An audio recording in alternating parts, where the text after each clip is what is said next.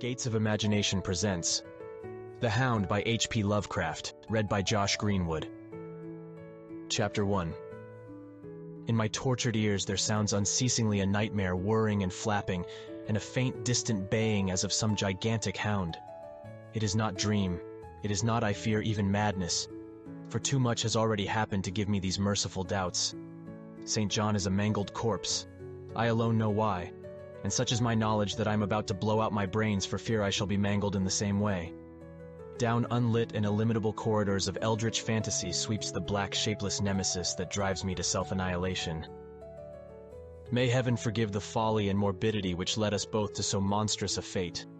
Wearied with the commonplaces of a prosaic world, where even the joys of romance and adventure soon grow stale, St. John and I had followed enthusiastically every aesthetic and intellectual movement which promised respite from our devastating ennui. The enigmas of the symbolists and the ecstasies of the pre-Raphaelites all were ours in their time, but each new mood was drained too soon of its diverting novelty and appeal. Only the somber philosophy of the decadents could hold us, and this we found potent only by increasing gradually the depth and diabolism of our penetrations. Baudelaire and Huysmans were soon exhausted of thrills, till finally there remained for us only the more direct stimuli of unnatural personal experiences and adventures. It was this frightful emotional need which led us eventually to that detestable course, which even in my present fear I mention with shame and timidity, that hideous extremity of human outrage, the abhorred practice of grave robbing. I cannot reveal the details of our shocking expeditions, or catalogue even partly the worst of the trophies adorning the nameless museum we prepared in the great stone house where we jointly dwelt, alone and servantless. Our museum was a blasphemous, unthinkable place, where with the satanic taste of neurotic virtuosi, we had assembled an universe of terror and decay to excite our jaded sensibilities. It was a secret room, far, far underground, where huge winged demons carven of basalt and onyx vomited from wide grinning mouths weird green and orange light, and hidden pneumatic pipes ruffled into kaleidoscopic dances of death, the lines of red charnel things hand in hand woven in voluminous black hangings. Through these pipes came at will the odors our moods most craved, sometimes the scent of pale funeral lilies, sometimes the narcotic incense of imagined eastern shrines of the kingly dead, and sometimes, how I shudder to recall it, the frightful soul-upheaving stenches of the uncovered grave. Around the walls of this repellent chamber were cases of antique mummies, alternating with comely, lifelike bodies perfectly stuffed and cured by the taxidermist's art, and with headstones snatched from the oldest churchyards of the world. Niches here and there contained skulls of all shapes, and heads preserved in various stages of dissolution. There one might find the rotting, bald pates of famous noblemen, and the fresh and radiantly golden heads of new-buried children. Statues and paintings there were, all of fiendish subjects, and some executed by St. John and myself. A locked portfolio, bound in tanned human skin, held certain unknown and unnameable drawings, which it was rumored Goya had perpetrated, but dared not acknowledge. There were nauseous musical instruments, stringed, brass, and woodwind, on which St. John and I sometimes produced dissonances of exquisite morbidity and cacodemoniacal ghastliness, whilst in a multitude of inlaid ebony cabinets reposed the most incredible and unimaginable variety of tomb loot ever assembled by human madness and perversity. It is of this loot in particular that I must not speak. Thank God I had the courage to destroy it long before I thought of destroying myself. The predatory excursions on which we collected our unmentionable treasures were always artistically memorable events. We were no vulgar ghouls, but worked only under certain conditions of mood, landscape, environment, weather, season, and moonlight. These pastimes were to us the most exquisite form of aesthetic expression, and we gave their details a fastidious technical care. An inappropriate hour, a jarring lighting effect, or a clumsy manipulation of the damp sod would almost totally destroy for us that ecstatic titillation which followed the exhumation of some ominous grinning secret of the earth. Our quest for novel scenes and piquant conditions was feverish and insatiate. St. John was always the leader, and he it was who led the way at last to that accursed spot which brought us our hideous and inevitable doom. By what malign fatality were we lured to that terrible Holland churchyard? I think it was the dark rumor and legendry, the tales of one buried for 5 centuries, who had himself been a ghoul in his time and had stolen a potent thing from a mighty sepulchre. I can recall the scene in these final moments. The pale autumnal moon over the graves, casting long, horrible shadows. The grotesque trees, drooping sullenly to meet the neglected grass and the crumbling slabs. The vast legions of strangely colossal bats that flew against the moon. The antique ivied church pointing a huge spectral finger at the livid sky. The phosphorescent insects that danced like death fires under the yews in a distant corner. The odors of mold, vegetation, and less explicable things that mingled feebly with the night wind from over far swamps and seas. And worst of all, the faint, deep-toned baying of some gigantic hound which we could neither see nor definitely place. As we heard this suggestion of baying, we shuddered, remembering the tales of the peasantry. For he whom we sought had centuries before been found in this self-same spot, torn and mangled by the claws and teeth of some unspeakable beast. I remembered how we delved in this ghoul's grave with our spades, and how we thrilled at the picture of ourselves, the grave, the pale watching moon, the horrible shadows, the grotesque trees, the titanic bats, the antique church, the dancing death fires, the sickening odors, the gently moaning night wind, and the strange, half-heard, directionless baying, of whose objective existence we could scarcely be sure. Then we struck a substance harder than the damp mold, and beheld a rotting oblong box crusted with mineral deposits from the long, undisturbed ground. It was incredibly tough and thick, but so old that we finally pried it open and feasted our eyes on what it held. Much, amazingly much, was left of the object despite the lapse of 500 years. The skeleton, though crushed in places by the jaws of the thing that had killed it, held together with surprising firmness, and we gloated over the clean white skull, and its long, firm teeth, and its eyeless sockets that once had glowed with a charnel fever like our own. In the coffin lay an amulet of curious and exotic design, which had apparently been worn around the sleeper's neck. It was the oddly conventionalized figure of a crouching winged hound, or sphinx with a semi-canine face, and was exquisitely carved in antique oriental fashion from a small piece of green jade. The expression on its features was repellent in the extreme, savoring at once of death, bestiality, and malevolence. Around the base was an inscription in characters which neither St. John nor I could identify, and on the bottom, like a maker's seal, was graven a grotesque and formidable skull. Immediately upon beholding this amulet, we knew that we must possess it, that this treasure alone was our logical pelf from the centuried grave. Even had its outlines been unfamiliar, we would have desired it, but as we looked more closely, we saw that it was not wholly unfamiliar. Alien it indeed was to all art and literature which sane and balanced readers know, but we recognized it as the thing hinted of in the forbidden Necronomicon of the mad Arab Abdul al-Hazred, the ghastly soul symbol of the corpse-eating cult of inaccessible Leng in Central Asia. All too well did we trace the sinister lineaments described by the old Arab demonologist. Lineaments, he wrote, drawn from some obscure supernatural manifestation of the souls of those who vexed and gnawed at the dead.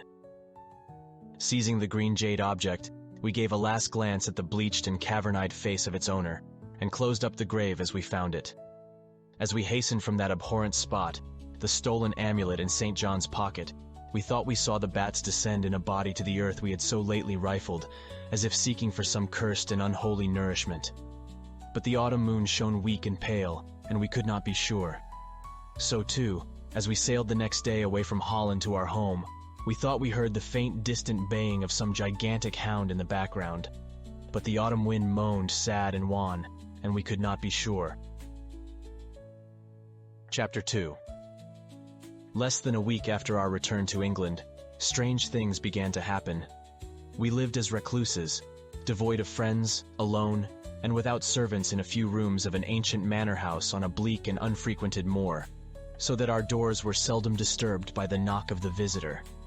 Now, however, we were troubled by what seemed to be frequent fumblings in the night, not only around the doors, but around the windows also, upper as well as lower.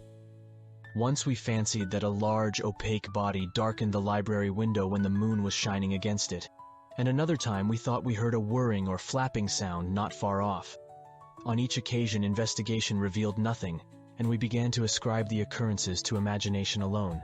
that same curiously disturbed imagination, which still prolonged in our ears the faint far baying we thought we had heard in the Holland churchyard. The jade amulet now reposed in a niche in our museum, and sometimes we burned strangely scented candles before it.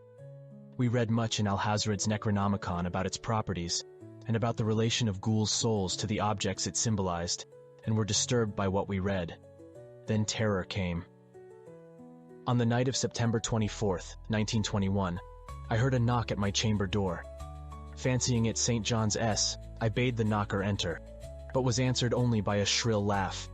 There was no one in the corridor. When I aroused St. John from his sleep, he professed entire ignorance of the event, and became as worried as I. It was that night that the faint, distant baying over the moor became to us a certain and dreaded reality. 4 days later, whilst we were both in the hidden museum, there came a low, cautious scratching at the single door which led to the secret library staircase. Our alarm was now divided, for besides our fear of the unknown, we had always entertained a dread that our grisly collection might be discovered. Extinguishing all lights, we proceeded to the door and threw it suddenly open, whereupon we felt an unaccountable rush of air and heard, as if receding far away, a queer combination of rustling, tittering, and articulate chatter. Whether we were mad, dreaming, or in our senses, we did not try to determine. We only realized, with the blackest of apprehensions, that the apparently disembodied chatter was beyond a doubt in the Dutch language. After that, we lived in growing horror and fascination. Mostly we held to the theory that we were jointly going mad from our life of unnatural excitements, but sometimes it pleased us more to dramatize ourselves as the victims of some creeping and appalling doom. Bizarre manifestations were now too frequent to count. Our lonely house was seemingly alive with the presence of some malign being whose nature we could not guess. And every night that demoniac baying rolled over the windswept moor, always louder and louder.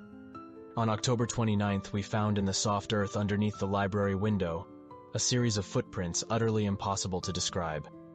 They were as baffling as the hordes of great bats which haunted the old manor house in unprecedented and increasing numbers. The horror reached a culmination on November 18th, when St. John, walking home after dark from the distant railway station, was seized by some frightful carnivorous thing and torn to ribbons. His screams had reached the house, and I had hastened to the terrible scene in time to hear a whir of wings and see a vague black cloudy thing silhouetted against the rising moon. My friend was dying when I spoke to him, and he could not answer coherently. All he could do was to whisper, "The amulet, that damn thing!" Then he collapsed, an inert mass of mangled flesh.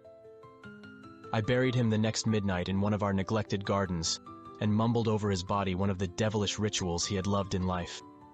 And as I pronounced the last demoniac sentence, I heard afar on the moor the faint baying of some gigantic hound.